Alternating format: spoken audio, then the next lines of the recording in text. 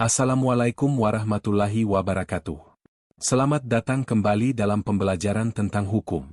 Pada kesempatan kali ini, saya akan membahas sebuah fondasi penting dalam sistem hukum di Indonesia, yaitu konsep hukum perdata. Istilah hukum perdata, atau jika kita merujuk pada akar sejarahnya dari sistem hukum Belanda, dikenal dengan Burgerlijk Recht. Ini merupakan salah satu pilar utama yang menopang tatanan hukum di negara kita.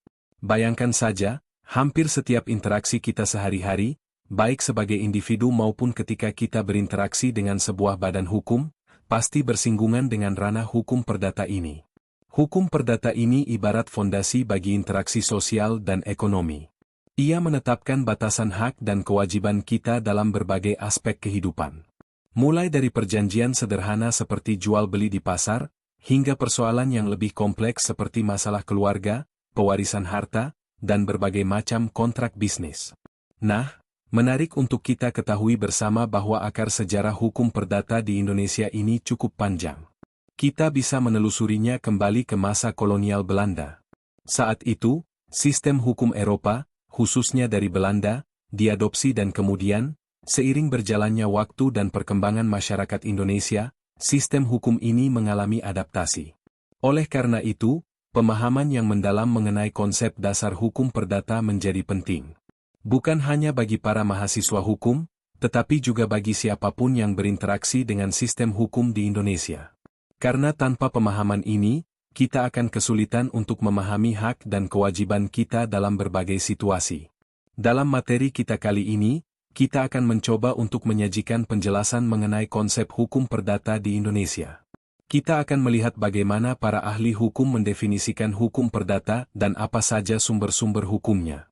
Mari kita mulai dengan definisi hukum perdata menurut pandangan beberapa ahli hukum terkemuka di Indonesia. Profesor Subekti, seorang ahli hukum perdata yang sangat dihormati, mendefinisikan hukum perdata dalam arti luas sebagai keseluruhan hukum privat material yang mengatur kepentingan-kepentingan perseorangan. Beliau menekankan bahwa fokus utama hukum perdata adalah pada kebutuhan dan kepentingan individu dalam ranah hukum privat. Selanjutnya, Profesor Sudikno Mertokusumo memandang hukum perdata sebagai hukum antar perseorangan yang mengatur hak dan kewajiban seseorang terhadap orang lain dalam hubungan kekeluargaan dan pergaulan masyarakat.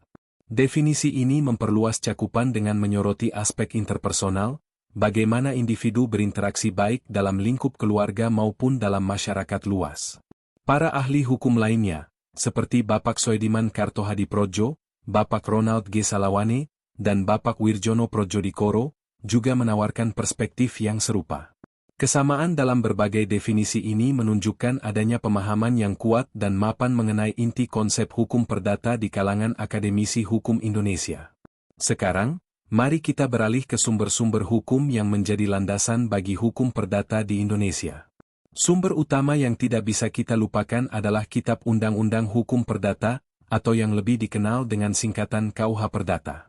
KUH Perdata ini merupakan terjemahan dari Burgerlijk Wetboek, BW, Belanda. Ia diundangkan pada masa kolonial dan tetap berlaku hingga saat ini berdasarkan Pasal 2 Aturan Peralihan Undang-Undang Dasar 1945. Meskipun KUH Perdata tidak memberikan definisi formal mengenai hukum perdata, namun di dalamnya termuat berbagai ketentuan yang secara rinci mengatur hak dan kewajiban individu dalam masyarakat. Istilah perdata itu sendiri merujuk pada pengaturan hak, harta benda, dan segala sesuatu yang berkaitan antara individu dengan individu lain maupun antara individu dengan badan hukum. Penting untuk kita pahami bahwa hukum perdata ini juga sering disebut sebagai hukum privat atau hukum sipil. Ini untuk membedakannya dari hukum publik yang mengatur hubungan antara individu atau badan hukum dengan negara atau pemerintah. Jadi, fokusnya jelas berbeda. Ketiadaan definisi formal dalam KUH Perdata, padahal kitab ini merupakan sumber hukum primer, mengindikasikan bahwa pemahaman mengenai hukum perdata sebagian besar berasal dari kajian akademis, interpretasi melalui putusan pengadilan, serta peraturan perundang-undangan lainnya yang relevan. Nah, demikian materi konsep dan pengertian hukum perdata untuk kesempatan kali ini. Kita bahas kembali di video-video berikutnya. Sampai bertemu di materi berikutnya. Jangan lupa untuk subscribe, like dan share serta tekan loncengnya. Wassalamualaikum warahmatullahi wabarakatuh.